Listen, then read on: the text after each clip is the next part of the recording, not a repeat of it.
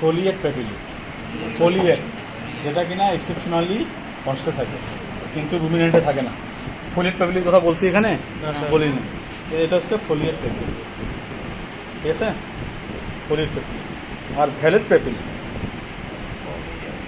Valet popilliae এই যেগুলো উঠে গেছে ইয়ার করার কারণে, এই যে দুই সাইড, এই যেগুলো সাদা হোয়াইটিশ কালার, দেখো এই যেগুলা হচ্ছে ভ্যালেট প্যাপিলি। এই যে দেখছো উঁচা উঁচা, এই যে এইগুলা কোনটা দেখাও তো দেখি, ওদের দেখাও কোনগুলা। হ্যাঁ এই যে এইটা, হ্যাঁ এই বড়টা, হ্যাঁ উঁচু অংশটা দুই সাইডেই থাকে, ঠিক আছে। কি বুঝছো, কি দেখতেছি? হাত দাও, হাত দাও, এই কান শট করবে দেখিও। হ্যাঁ কোনটা কোনটা, না না এই যে এটা, হ্যাঁ হ্যাঁ হ্যাঁ উঁচু অংশটা, হ্যাঁ ঠিক আছে। কি হাত দিবে? এই আসো আসো আসো, এদিকে আসো। দেখা যায় না, এদিকে আসো, ও আসতে দাও। ছোট মানুষগুলাকে একটু সামনে দিবা, বড় মানুষগুলাই যখন উঁচা হয়ে আছে এগুলো পিছনে থাকবে। এই যে পিছনে উঁচা হয়ে আছে 7 ফিট উচ্চতা, দেখো। ও দেখতেই পারো না, এই যে এটা, হ্যাঁ এই যে, হ্যাঁ হ্যাঁ দুই সাইডে। এই ছেলেরা, ওই তোমরা ওখানে কেন? তুমি তো এদিকে আসো, পেছনে আসো। এ দেখি আবার মাথায় লাগবে, আবার তোমার ফির আবার পাহাড়ের মধ্যে উঁচা হয়ে যায় না।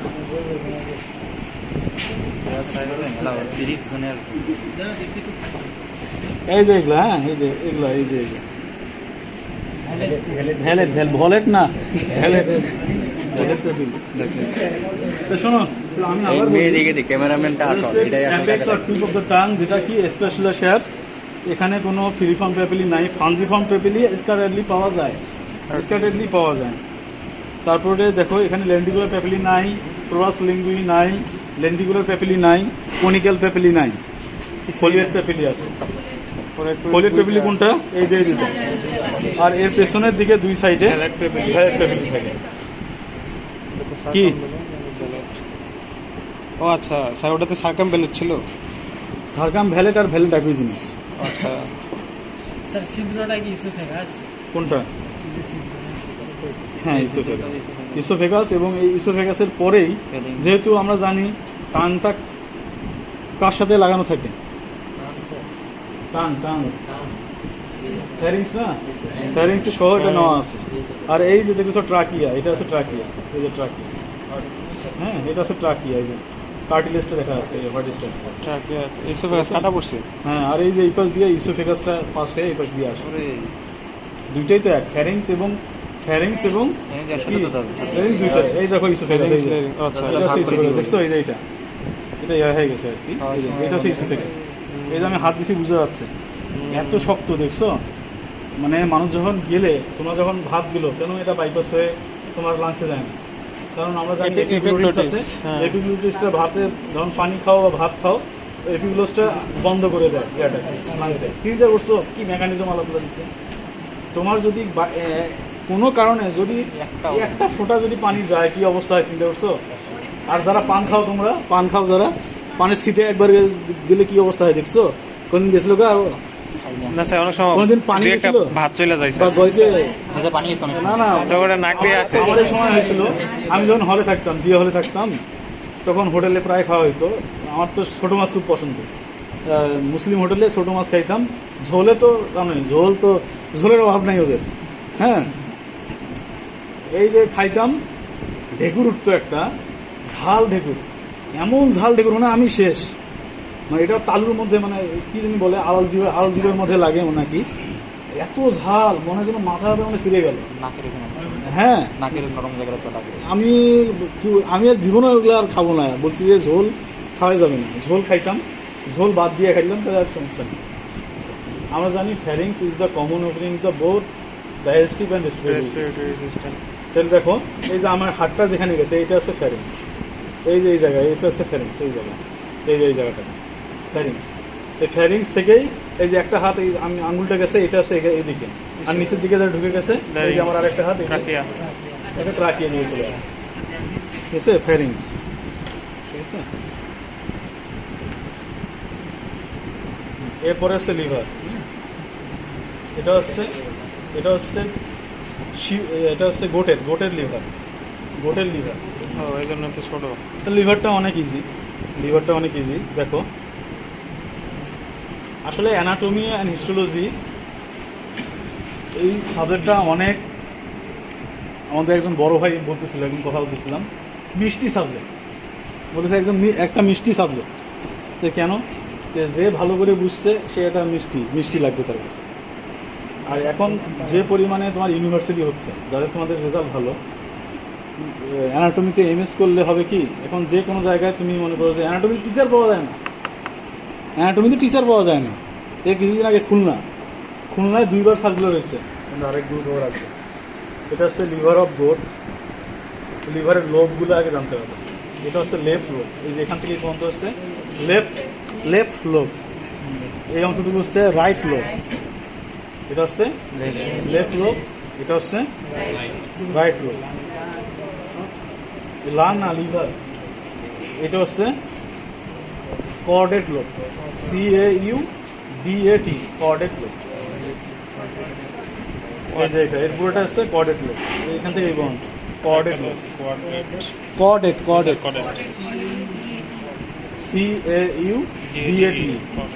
Chordate lobe.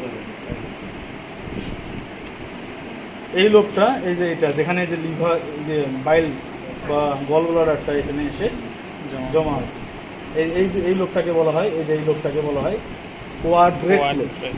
Quadrate,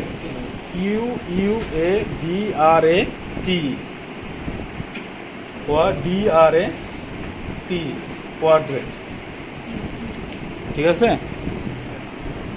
quadrate lobe.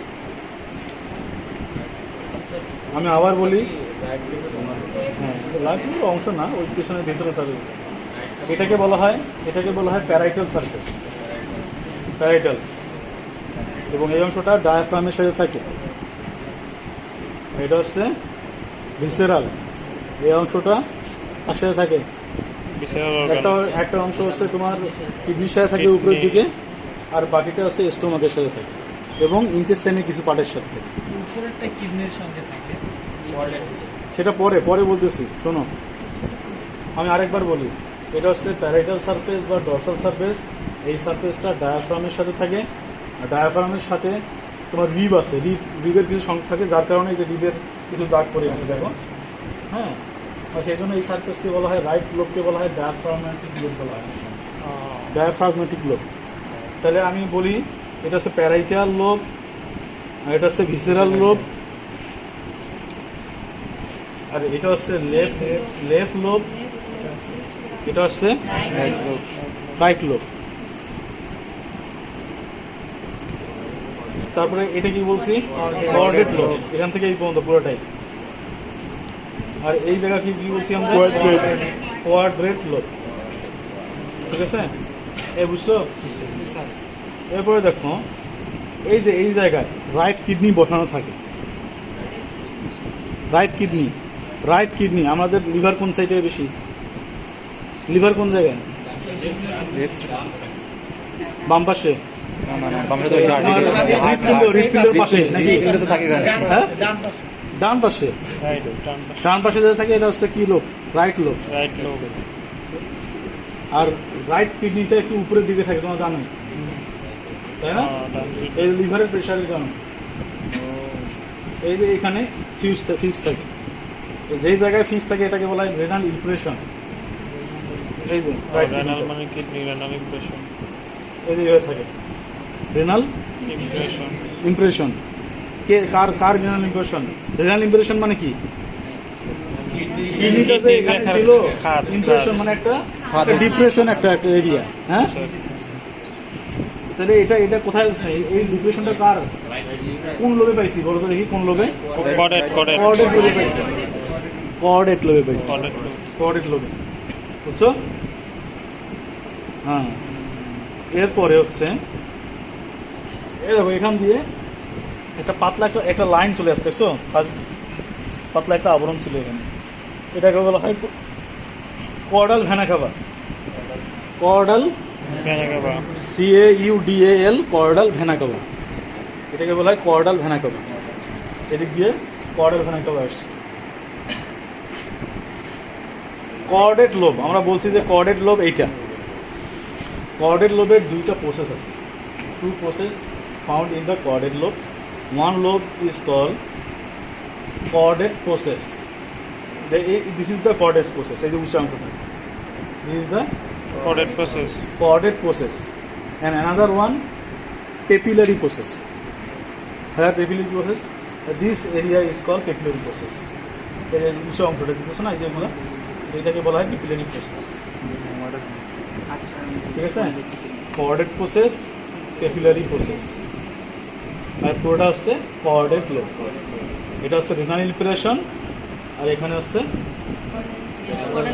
Caudal vena caudal cava. Vena CAVA. ঠিক আছে, আর যে জায়গায় লিভার গল ব্লাডার বসানো থাকে ওই লোককে বলা হয় Quadrate. কোয়াড্রেট লোক। ঠিক আছে, আমি আরেকবার তোমাদের বলি, এটা হচ্ছে প্যারাইটাল লোব বলছে, প্যারাইটাল সারফেস। Parietal. এটা হচ্ছে ভিসেরাল সারফেস। Visceral surface. এটা হচ্ছে লেফট লোব, এটা হচ্ছে রাইট লোব, এটা হচ্ছে কোয়াড্রেট লোব, এটা হচ্ছে কোয়াড্রেট লোব। এটা কি বলছি? Renal impression. Renal impression. এটাকে কি বলছি? Quadrate process. Cordate আর এখানে process. এটা কি বলছি? Capillary capillary process. প্রসেস। ঠিক আছে,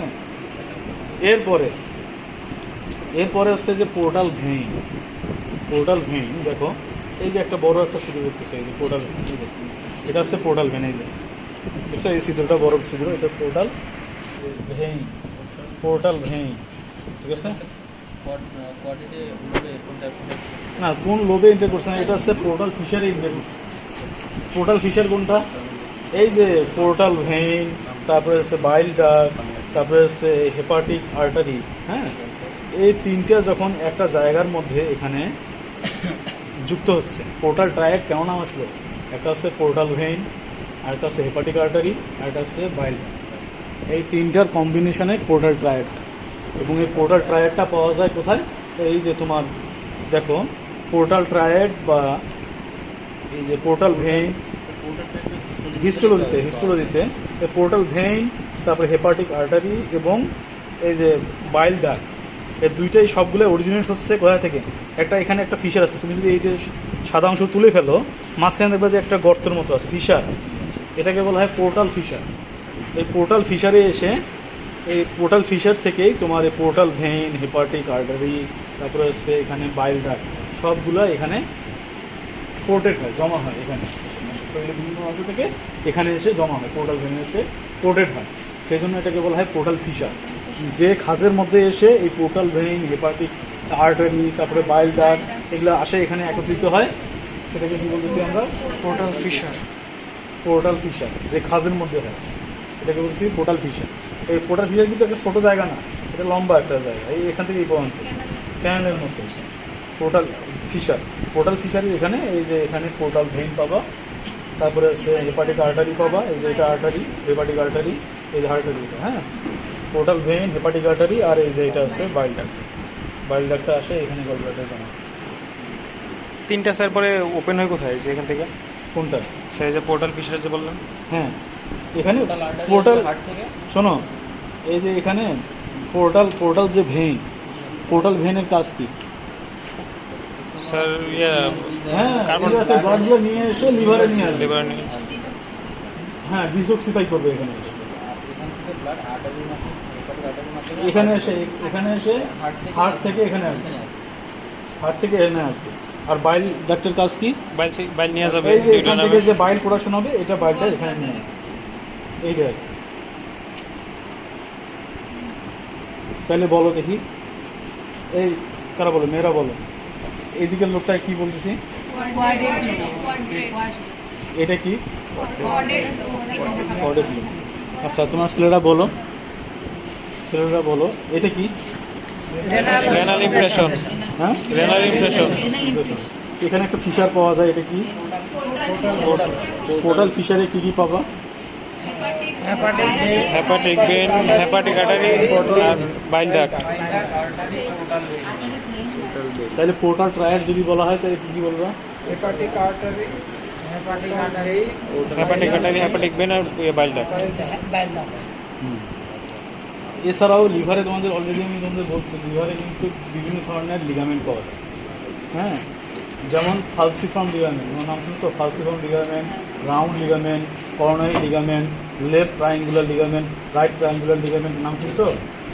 হ্যাঁ, তখন তখন পড়ছিলাম, এগুলো কিন্তু পড়বে। হ্যাঁ, এই যে করোনারি লিগামেন্ট যেটা, এটা কিন্তু কি যে তোমার ডায়াফ্রামের সাথে যুক্ত থাকে। এই জায়গাটা তুমি বললাম, ডায়াফ্রামের এই সাইডে দেখবা যে তোমরা ইয়াতে যখন কোরবানি হবে, লিভারটা যখন বের হবে, লিভারটা ডায়াফ্রামের সাথে যুক্ত আছে, যেখানে ওটা তুলবা, দেখবা যে এখানে হোয়াইটিশ কালারের কিছু এই লিভারটাকে এইভাবে ধরে আছে, এইভাবে ধরে আছে মেমব্রেনের মতো। হ্যাঁ, এটাকে বলা হয় কি লিগামেন্ট? Coronary ligament. হ্যাঁ, আর hepatorenal ligament, hepatorenal ligament কোথায় পাবো? এই যে রেনাল কিডনির সাথে কিছু দেখবা যে এখানে, এই যে এখান থেকে এইভাবে কিছু ধরে আছে, এইভাবে hepato renal ligament. Round ligament কোথায় থাকে? রাউন্ড লিগামেন্ট থাকে কোথায়?